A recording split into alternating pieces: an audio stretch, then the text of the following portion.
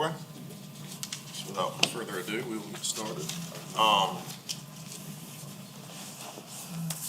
Approval of minutes from the last meeting. Does everybody have a chance to review that? A motion to accept as presented. We accept. Second. All right. No further discussion. It carries. Radio Communications Committee report. Steve, you have an update on the Radio Communications Committee? Yes, we did not have a meeting last month, so we hope to be able to give you more next month.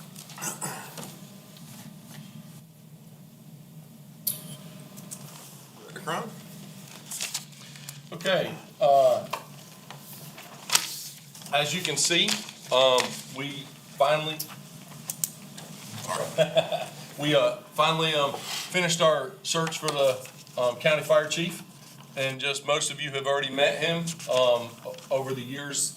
He was in Oconee, but Chris coming back, Chief Smith coming back from his time in West Columbia and going to be our new fire chief as we come through. He'll be working this meeting, from now on with us, and as the county fire chief. So just want to introduce him. Most of you know him, know his background, but please reach out, and I'm sure he'll have something to say as we move forward. So just want to congratulate him on the many applicants we had in coming to the top. So good opportunity. Incentive, I put another sheet of paper in front of you. We've talked about it a few times. I've had a few questions over time, so I just wanted to make sure we review it. That time is coming. We now have just 2 weeks to get people's physicals. We still have openings on both. Actually not both anymore, but we do have 2 more weeks with Upstate, and then need to make sure people get the physical. There is not an extension for that. The requirement is you have a physical in a calendar year. That calendar year, every year, and it's been that way since we've been doing physicals, is September, end of September, 1st of October, is our changeover. So please encourage your members to make sure that happens. Paperwork wise, early in October, we will issue a list of all eligible members to the chiefs, both fire and rescue, and we need to make sure that those members, if they are eligible, we get their stuff in. If it be a physical that they took and there wasn't paperwork, if it be training that they don't have the training hours, if it be we don't have a copy of their CPR card, very basic requirements for an incentive. And so making sure they'll have 30 days to the end of October to get all that paperwork corrected and put in. We need to get this money out, and holding for paperwork because a few people aren't doing their job is not acceptable to me. I want to make sure we get this money out to people to help them out during Christmas and those kind of things, and holding it like we've always held it, trying to get the paperwork done isn't going to happen. So if people aren't turning their stuff in, chiefs aren't turning their stuff in, they're hurting their members. We're not holding their money. They're the ones not doing the job. So I just want to be very clear, everything has to be in by the end of October so that we can start doing the financials, so that we can actually have the number of how much it's going to cost, and then get it to our finance, get those checks cut, and get it into people's hands in a timely manner. So again, please share all that. Again, has to be a responder or a firefighter, a county physical, a CPR card, and 20 hours of training throughout the whole year, and that can count in so many different things. So please help us give people their money they deserve. Question? Yeah, I've reiterated to them 2 or 3 times. That means 20 hours total. It don't have to be 60 hours total. Right, correct. Yeah. So you got firefighter and responder. And Yes, that counts both ways. So a responder doesn't have to have 40 because he's doing fire and rescue. 20 hours of training for the county gets you eligible for your physical. For your incentive. Yeah, there's several of them left, and I've told them 4 or 5 times, you got 20 hours total. Scott, can we add to your list the certification? Yes, I didn't say that, but they do have to hold a certification. A person with no certification doesn't help us respond, and they shouldn't be on a call. So if we have calls for them, they shouldn't have calls for them because they're not supposed to be on a call because they don't have a certification, so.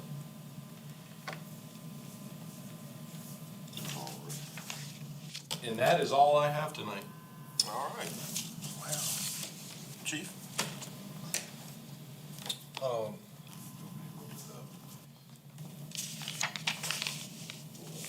So we are getting Chief Smith up, so if you want to just start with the introduction and that for you and then.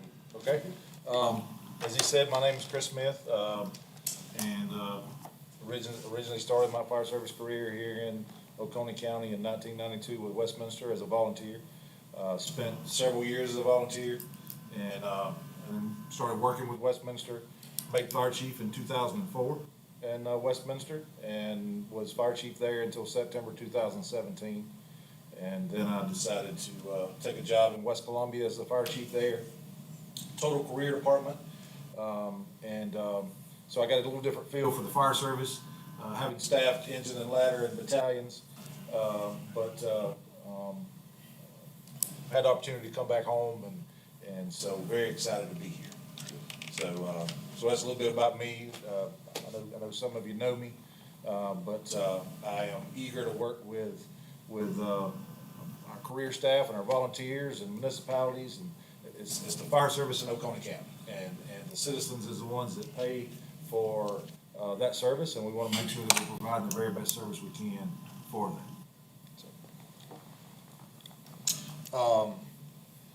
I'll update you a little bit on the ground ladder testing and hose testing. Ladder testing, ground ladder testing is complete, and hose testing is probably about halfway done. They're working on that, been working on it pretty steady all week this week. And then pump testing is gonna follow up. I don't have the dates on that. It's not set yet. Some of that depends on the hose testing, for the vendor also. That Brady is out on a structure fire right now, so he was gonna brief the training stuff. So basically, with the training, we have a lot of classes canceling. We have a lot of people that need those classes. If you look at the certifications, people need the classes that we're providing. So we're really encouraging, please, come be a part, get more education. Everyone in this room, and we just need to push it out, know that the fire service is not, you get one class and then you never do anything again. Buildings are changing, people we're having to learn more medical, everything dealing with the fire service, medical, rescue, cars, electric cars are coming out, all those kind of things as we grow, as the fire service, we need to continue our education. And that education continues constantly. I know myself, chiefs go in classes all the time. It's a little different for paid staff, and we know that, but that's why we're trying to do classes that are volunteer friendly, where it's night classes and weekend classes and those kind of things.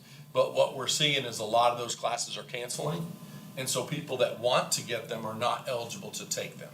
So please encourage your members, if they see a class, reach out to Brady. In some cases, if it's a little bit of the class that we can work up, that they get caught up to speed, if they miss a day, those kind of things, we have other instructors to help, and then they're also allowed to miss a percentage of that class anyways.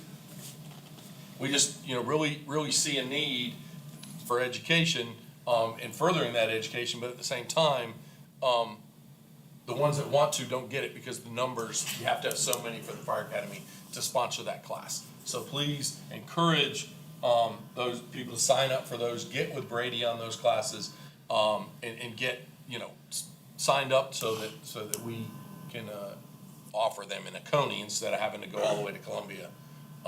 to get them. They go in Columbia and they're taught in Columbia and other places, but not here in Oconee, so.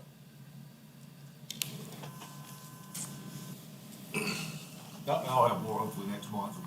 I just started last Tuesday, so I'm still trying to be brought up to speed with everything that's already scheduled and going on, so. All right, wonderful. It's good to have you back.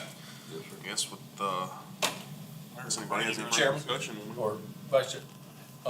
Brady can brief for training, you just walked in the door. if Oh, you would awesome. like. Perfect timing. Right on time. The training, yes. Yes, so one thing I want to talk about was just the upcoming training for the remaining of the year.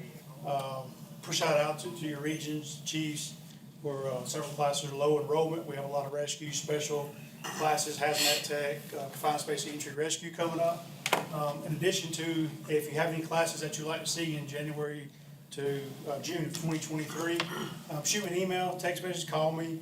I say within the next week. I gotta get that schedule built and turned in to the academy for the classes for next year. I know you spoke last about an instructor class. I already have an instructor, fire officer 1 and fire officer 2 built into there. I also have our normal bread and butter classes, 1156, hazmat, driver operator series, rescue series, built in for the first 6 months. I got a nighttime fire 1 class built and also another summer recruit school built as well. So if there's anything else that you'd like to see or like to see a list of what we are doing, just get in contact with me next week and we'll make sure to get that scheduled. I think that was all I had. Awesome, thank you. Thank you. So if anybody has any other things for Chief, we'll move on to Commissioner Regional updates. Start with Region 1. Oh, got a concern brought to me by one of my chiefs. Understand we had the HART team training last month. If we could, in the future, communicate that out ahead of time to the chiefs at least. I know several years ago, we went out, the actual was opened up. Anybody who wishes to come and participate could do that. And understand there's been some incidents where that might not be feasible to be done, but it's kind of unnerving when you've got 15 trips of a Black Hawk over your house somewhere and nobody said nothing about the invasion from Russia coming into Salem area around Joe Cassie or up on the mountain. Okay. And nobody knows about it. So push that out in the public. It also is a good idea. It kind of gives everybody a heads up in these districts where they're going to be operating to let them know if there is an incident, because that is some pretty hazardous training. And if one of those birds go down, it'd be nice to have your stations know that that could become a possibility they may be going to. Okay. So push that out and let We'll people work on know. that.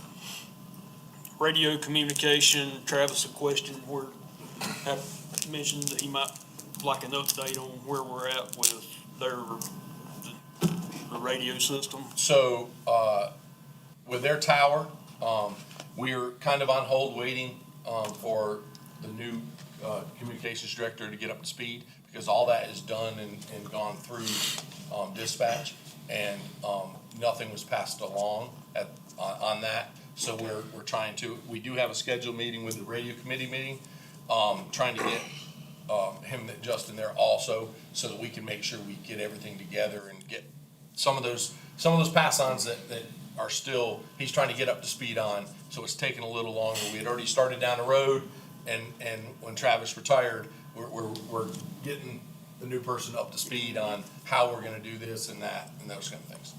Okay. And I believe that's it for my region. Thank you, Charlie. Region 2? The only thing I got, both of my chiefs are picket post and 16. Was wondering about the hose testing.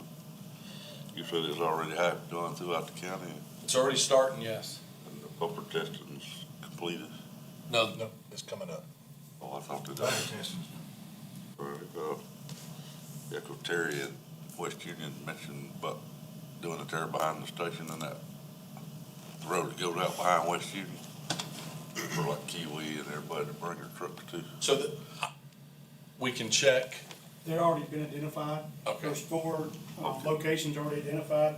That wasn't our demands, that was the third-party testers' demands. Honeycutt did send out a email to all the chiefs within that general region, asking for recommendations of where the testing to be held. He heard back from three, stations 1, 15, 8, and 13. Testing is done for his hose. They completed station 12 today. They're gonna work on stations 3 and 17 tomorrow. That's being conducted at New Spring Church. Then they'll be moving on to, West Oak High School. That'll be where that region, hose will be tested. And again, that was the third-party tester. They didn't wanna have to tear down and set up multiple times, during a day. So that's what, we try to pick a centralized location. That way it was easier to bring all the trucks to. That's where West Union and Kiwi and I believe so. That's at West Oak. I'll go to Western.